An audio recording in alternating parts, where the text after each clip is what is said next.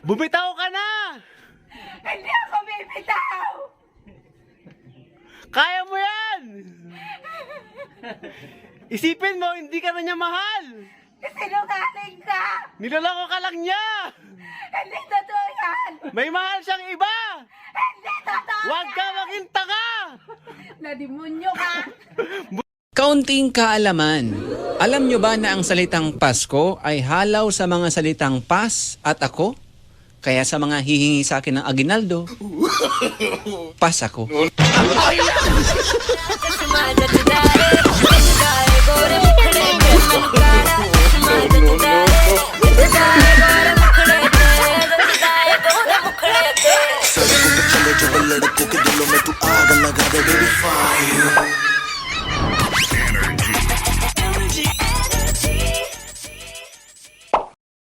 Paano kung lukuhin mo rin ako?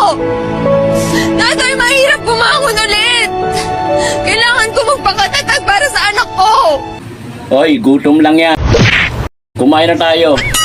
Nakapagluto na ako. Puro ka drama. At hindi ako si Natoy. Ako si Balong.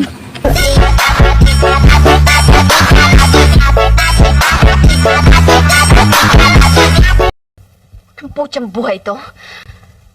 Ako ba may nagawa sa'yong kasalanan, ha? Dahil ang alam ko sa relationship, give and take. Pero itong atin iba eh. Ako give ng give, ikaw take ng take. Ni Siopang, di mo ako binigyan eh. Dumating ka ng bahay dito, ni Budong Pakuan, wala kang pasalubong sa akin eh. Alam ko, kinida lang ako. Pero, pahingi naman ng konting pagmamahal.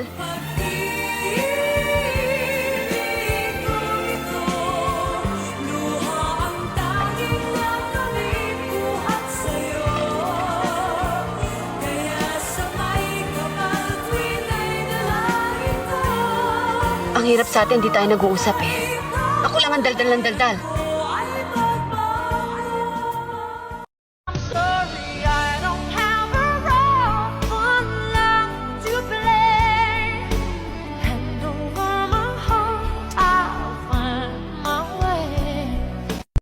Sabi nga ni Catherine Bernardo, huwag mo akong mahalin dahil mahal kita.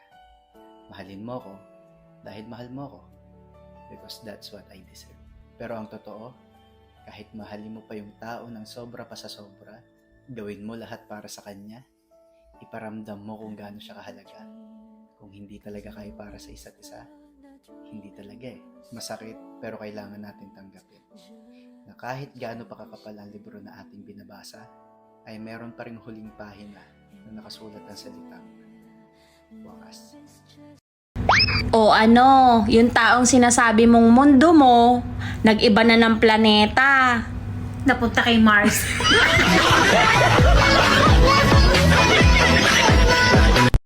Mahal kita, Mela. Ang kapal na mukha mo. Kahit na Binigay ko sa'yo lahat.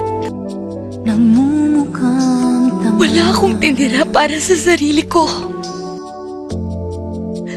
Lahat ng gusto mo, sinasaktan sinunod ko. umiiyak ako dahil sa'yo. I sincerely Ito loved pa you. rin ako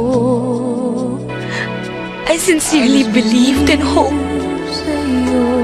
na ikaw na nga yung lalaking makapagbibigay sa akin ng respeto at pagmamahal na hinahanap ko. Pero hindi. Kagaya ka rin nila. Dahil mahal na mahal kita. Hindi ako matatakot. Where the hell is my coffee? Ay, coffee! I never believed Who are you? Lyra Magdalas po, nag-a-apply na editorial assistant. You heard. Come on, everybody, everybody, it won't take long. We're gonna do the twist, and it goes like this. Come on, let's twist again, like we did last summer. Yeah, let's twist again, like we did last year. Remember when things really happened? Yeah, let's twist again. Christmas time is here. Nakakapangit daw ang inggit. Hala, kaya pala ganyan ka.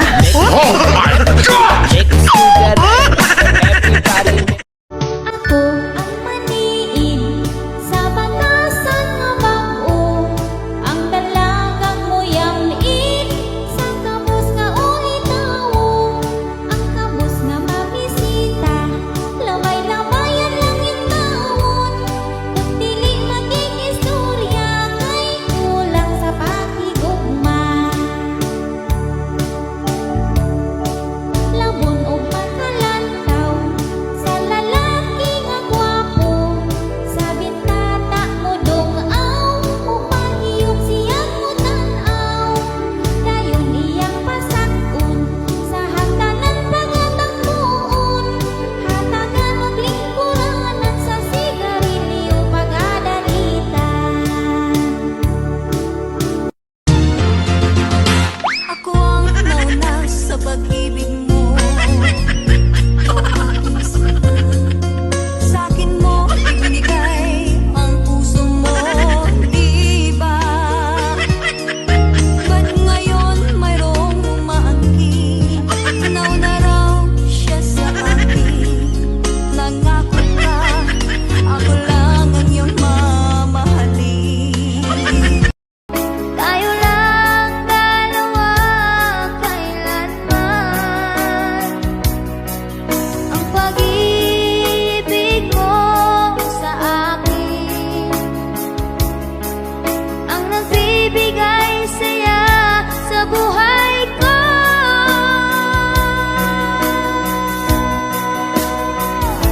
Ikaw lang ang mamahalin, ikaw lang ang nasa puso ko, ikaw lang ang iibigin ko habang ako'y nabubuhay.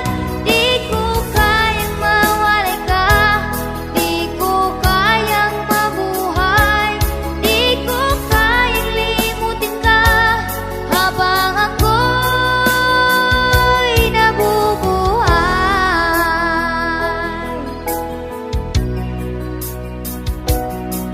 Lagi. Oo, naiinis ako. Nagseselos ka? Naiingit ako! O di lumabas din yung totoo. But it's not what you're thinking. Naiingit ako kasi kayong dalawa yung magkaibigan. Ako ano? Eksupwera ako. Nawalan ako ng kaibiganan mo kung bakit. Dahil nag-iba ka. Nagbago ka! Nagbago ako kasi yun ang gusto mo, di ba? Paulit-ulit mong pinaramdam sa akin na wala akong kwentang tao kaya inayos ko yung sarili ko, kaya tumino ako. Tapos hindi mo kaya maging masaya para sa akin? Kasi bakit? Kasi nagawa ko yun ng wala ka, nagawa ko yun ng hindi ka kasama. Mali ka. Wow! Mali na naman ako. Kasi ikaw yung palaging tama. Kasi ikaw yung nakaangat sa amin. Sa mga mata mo, kami yung laging mali, kami yung may dumi, kami yung palpak. Ikaw yung magaling, matalino, busilak ang puso mo. Gusto ko kitang tinutulungan kasi mahal kita. Gusto ko maging masaya ka. Hindi totoo yan. Ginagawa mo yan para sa sarili mo nang sa ganon bida ka. God! Oh my God! Tinuloy mo? Tinuloy mo yung stupidong planong yon? No! That plan is really stupid! Kaya naman pala galit na galit yung isa eh. Hindi ka ba nag-isa? Hindi mo ginamit yung utak mo? My God! Gets ko na, palpak nga eh. Wag mo nang ulitin. O kaya nga, tinan mo, imbes na mapigilan natin siya ngayon, mas gusto niya pang pakasalan yung babaeng yon. Ang tanga lang. Mali ako, pero hindi ako tanga. O bakit sinabi ko bang tanga ka? Masasabi mo lang, di ba? Na-misinterpret yun na naman ako eh. Hindi ko sinabi yun. Nasabi ko, Masasabi ang mo tanga lang. ng idea. Masasabi mo lang. Hindi ka tanga. Sana kasi, pinatatapos niyo muna kasi ako. Kaya lagi niyo ako na-misinterpret eh. Alam, ikaw palusot ka na naman eh. Ano? Ikaw, nag-New York ka lang. Ang yabang-yabang mo na. So this is about me now. No! Sundo ko ka na! Hoy! Hoy! Sabi ka sa kanya, palagi naman eh. Kayong nagsisigawan kayo. Nag-aaway ba kayo? Di ba, naglalaro ho kami ng... Charades, ma. Charades ho. Opo. Anong pabayad natin sa mga gastusin na ito? Yang bayag mo? Natanggal na nga sa trabaho eh. Paano gagawin ko? Sana natanggal ako eh. Malas eh. Nako! Paano ka kasi hindi mamalasin, ha? Wala kang ambisyon! Kontento ka na ganito tayo habang buhay, isang kahig, isang tuka! Tapos sasabayan mo pa ng pag-iinom! Paminsan-minsan lang naman ito eh. Kahit Pagka lang...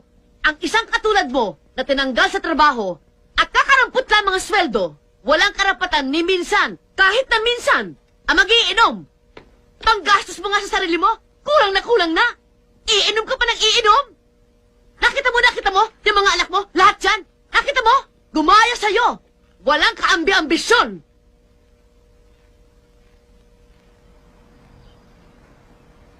Naku, puwisit na ito ah! Ang unfair mo! Hindi naman ako lumapit sa'yo eh. Ikaw yung pumasok sa buhay ko. You made me fall in love with you. Tapos ganito na lang. Iwan mo na lang ako sa ere, ha? Hayaan niyo pong ipagdasal ko kayo. Mahal naming Panginoon, itinataas at ipinagkakatiwala ko po sa inyo ang nanonood ng video na ito. Pangalagaan niyo po siya at ingatan. Punuin mo po siya ng iyong grasya at pag-ibig. Pagpalain niyo rin po sana siya at ipagkaloob ang lahat ng kanyang pangangailangan at mga kahilingan.